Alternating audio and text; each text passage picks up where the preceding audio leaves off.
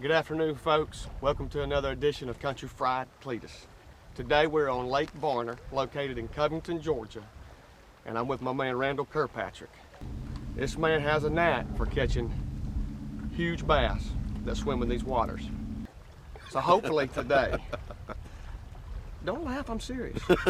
So anyway, hopefully today we're gonna go get in some. What do you say? I say it sounds like a plan. Let's do it. When I was 5 years old, my daddy bought me my first rod. By the time I was 9, got my first 10-pointer, and I felt the thrill. From then on out, it's been too darn hard just to keep me inside. Spend a day with me, and you'll see that I'm just another country fried. There ain't nothing wrong at all with being just another country fried. That was awesome. Just trying to get country fried.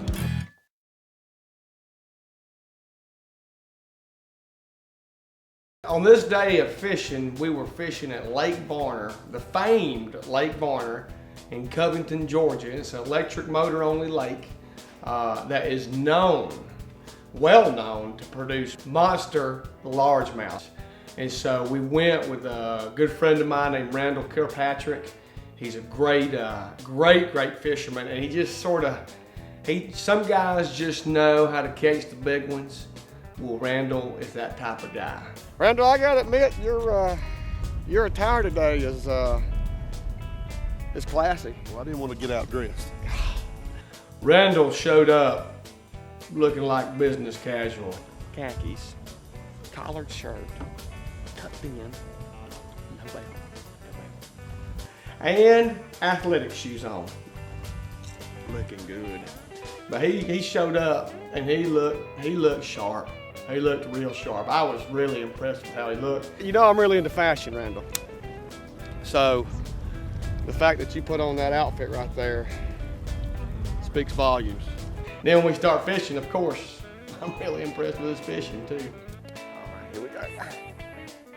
We're throwing rattle traps, lipless crankbaits, and basically just throwing them out there as far as you can and burning them. Now, we were burning them in certain sections where Randall knew there were good fish at, but just burn, turn and burn, turn and burn. And one just stopped it. Oh goodness, oh goodness. There you go, let me get mine in.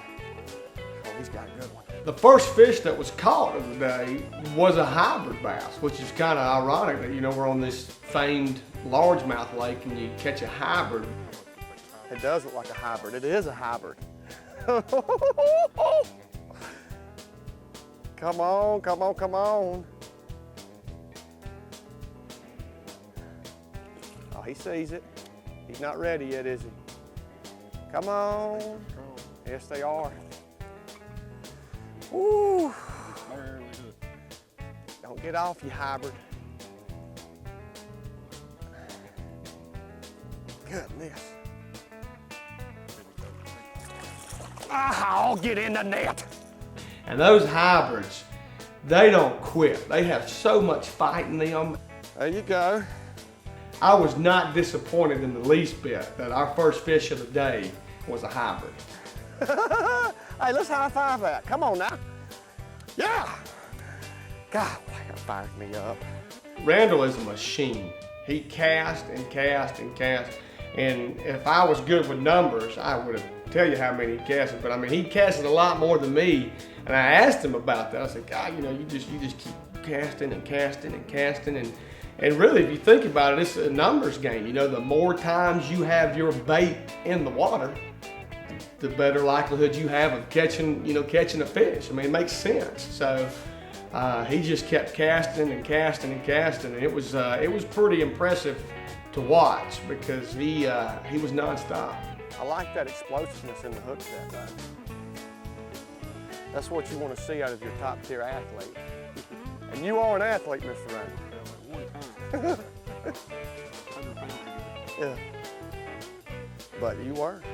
So right after Randall hooked that hybrid, I got my first fish on too, and it was a short strike. It struck real close to the boat, and I'm throwing rattle trap as well, turning and burning, and when it hit, it hit real hard and then went right down. And when I got it back up, I noticed it was barely hooked.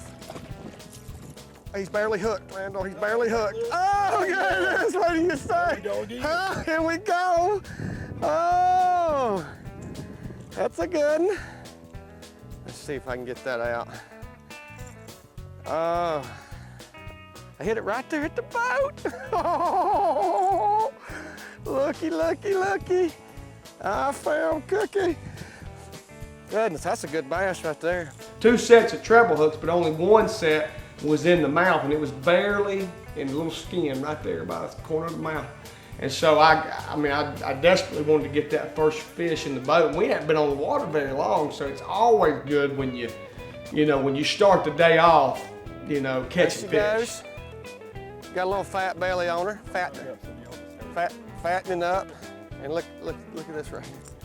It just falls out. It just falls out. We got it up into the boat, thankfully, and it was about a 4-pound largemouth, good chunky largemouth, had good eyeballs on it, and I was pumped. I tell you, I'll wet my britches. I will wet my britches. All right, here we go. We're gonna put her back in to fight another day. She should be good to go.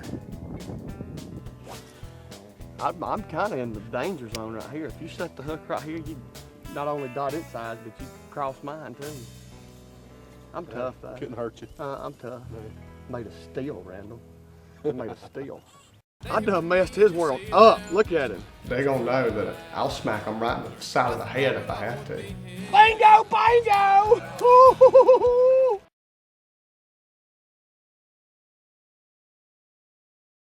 On the second bass of the day for me, I'm burning that rattle trap once again, and sometimes they just swipe at it. I think this bass just kind of like tried to, I don't know, jump off the top rope and drop a fin on it, if you will. It just kind of slammed into the side of my rattle trap, so I set the hook on her. I sure did, and I messed her up.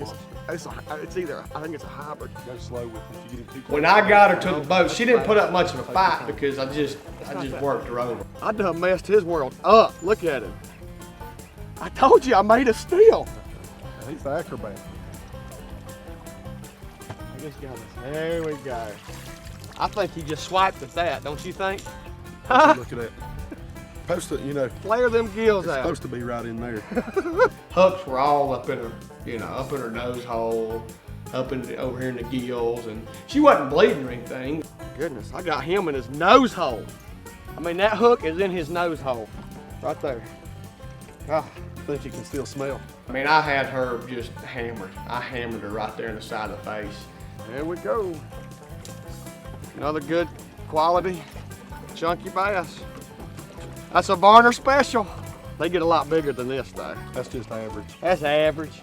That bass that I hammered would definitely remember when Cletus came to fish there. I rocked that last bass of the world, Randall. I mean, they say bass's brains are teeny tiny. I think he probably rocked himself, really. But I'm sure they got a pretty good memory, and they're gonna know that I'll smack them right in the side of the head if I have to. You think the honey badger cares? No, it does not. I love it. Tough way to make a living, boys. And then it died. It just died. We went hours to get that off that stump. Oh, God. It saved the day there. There's a nice cherry on top. Bingo, bingo!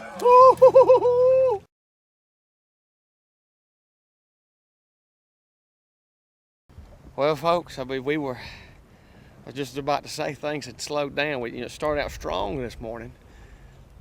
Randall caught a good fat hybrid. I caught 2, about a 3 and a 4 pound bass. It was, fishing is a funny thing because you never know when they're gonna bite, when they stop biting, and then it died. It just died. We went hours, without much of a bite, and then it started to kind of turn into a grind. We just had to keep grinding at it.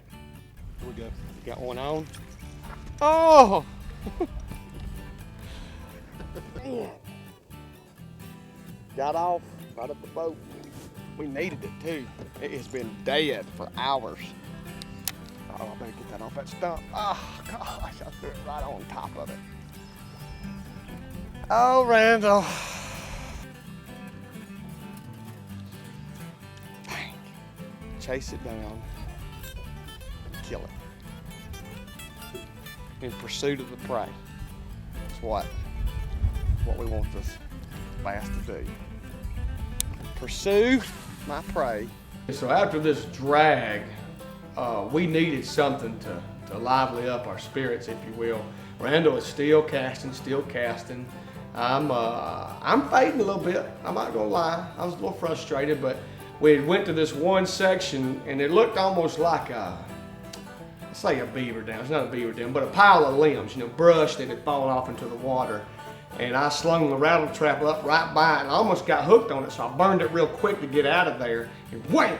Something came up and hit it. And so I had the bass on for about 3 or 4 seconds. I saw it, wasn't a monster, but then it came off. I'm thinking, God, we needed that fish. By the time I got my bait reeled back in, Randall had done slung his over right to that area.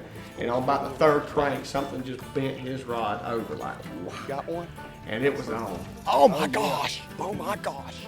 And it was a good fish. He came up out of the water and jumped, and it looked, of course, I said it was like a 10-pounder. Oh yeah.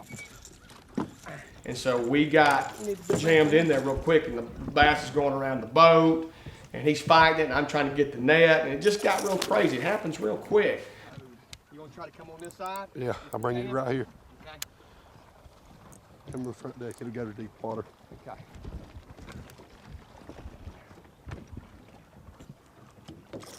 Oh my gosh, Randall. It's ready now. Bingo, bingo! Good grief. It fell down in her throat. That one ate it, huh? Well, it popped out. You got your pliers? I'll hold it while you... Holy cow. Bingo, bingo. Look at that. Woo! Good grief, Randall. You like them eyeballs, don't you? I love them eyeballs. Look at them things. Just here, I'm gonna get a scale. 6.5 maybe? Yeah. And it was a 6.5 pound, almost 7-pound bass. And God, it saved the day there. It was a nice cherry on top. Ow! Now you gotta like that move for the fat guy to jump all the way to the back of the boat, right? He's athletic, folks. He's athletic. Don't let a little bit of extra weight on you for you. But he's agile. God, that was an awesome fish. I got that bite right there. Didn't get it. You turned it into overdrive and busted it, man. Bam!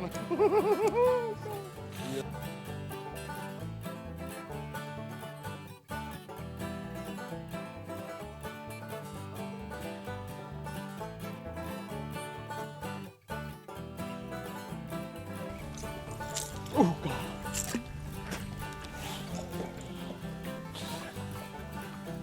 You didn't capture that on film, did you? I just put a rattle trap in my face. Came up with the jiu-jitsu block right there. Oh, that was not good. But it could have been a lot worse.